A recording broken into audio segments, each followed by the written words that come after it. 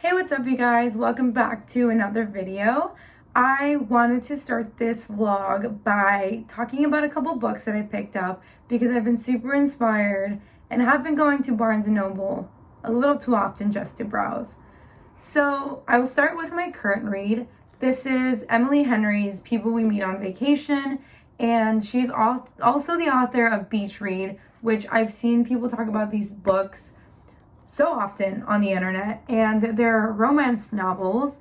This one specifically says 2 best friends, 10 summer trips, 1 last chance to fall in love. They have nothing in common. She's a wild child, he wears khakis, and somehow ever since a fateful car share from college many years ago, they are the very best of friends. For most of the year they live far apart. She's in New York City and he's in their small hometown, but every summer for a decade they have taken one glorious week of vacation together. Until 2 years ago when they ruined everything. They haven't spoken since. Poppy has everything she should want, but she's stuck in a rut. When someone asks what she was truly happy, she knows without a doubt it was on that ill-fated final trip with Alex. And it continues, but that's all I'm going to give you. If it's of your interest, search it up. I'm on like page 60, so I'm really excited to uncover where this is going to take me. I'm also reading the Harry Potter series. So I'm on the 3rd book, and I wasn't planning on reading more than 1 book at a time, but I'm considering making this my 2nd book currently, just because obviously it's September, Harry Potter vibes, and why wouldn't I continue the 3rd book? Also, I'm pretty sure you guys see these bookmarks.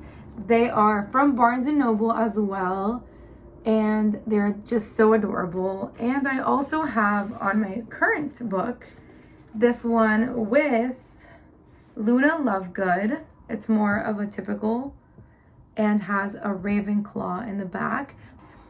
And it says, things we lose have a way of coming back to us in the end, if not always in the way we expect. Luna Lovegood. And I just thought it was so cute. I love the color, so I picked it up. Now, on other books that I picked up that I don't plan on maybe reading immediately, but I wasn't going to miss a chance to forget about them and then just not have them for later. So I picked up One Day in December, a novel by Josie Silver. I'm pretty sure that's how you pronounce her name. And it's 2 people, 10 changes, 1 unforgettable love story. Lori is pretty sure love at first sight doesn't exist anywhere outside of the movies. But then, through the mist on a bus window one snowy December day, she sees a man that she knows instantly is the one. Their eyes meet. There's a moment of pure magic, and then the bus driver drives away. Certain they're fated to find each other again. Laurie spends a year scanning every bus stop and cafe in London, hoping for another glimpse of what she trusts is true love. But she doesn't find him, not when it matters anyways.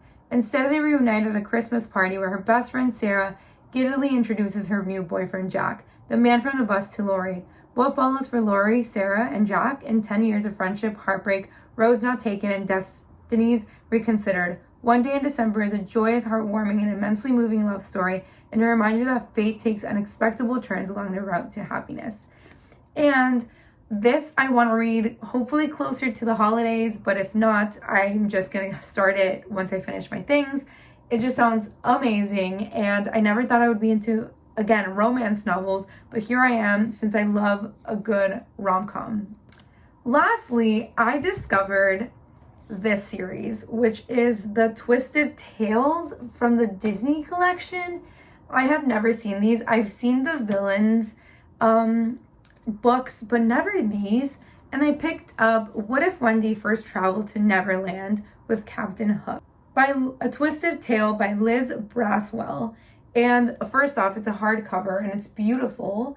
It's just stunning. Like, this deserves a moment. And the back just says, what if Wendy traveled with Captain Hook first?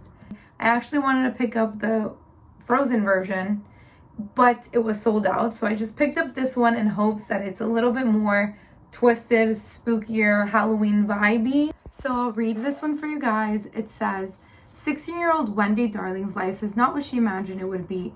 The doldrums of an empty house after her brothers have gone to school, the dull parties where everyone thinks she talks too much, and the fact that her parents have decided to send her to Ireland as a governess is all what makes her wish things could be different. Wendy's only real escape is writing down Tales of Neverland after nearly meeting her hero Peter Pan 4 years earlier. She still holds on the childhood hope that his magical home truly exists. So when an opportunity to travel to Neverland via pirate ship presents itself, Wendy makes a deal with the devil. But Neverland isn't quite the place she imagined it would be. Unexpected dangers and strange foes pop up at every turn, and a little pixie named Tinkerbell seems less than willing to help. But when Captain Hook reveals some rather permanent and evil plans for Neverland, it's up to the two of them to save Peter Pan and his world. I want to jump in before these next clips to tell you guys a little bit more about it because I think it's so worth it. I went to the Museum of Us, which used to be the Museum of Man here in San Diego, and it has things from like racial segregation in San Diego over time to this cool secret exhibit that I show you guys in this video. I literally say that if you could only go to one museum here, either do the Museum of Nature, I think, and the Museum of Us.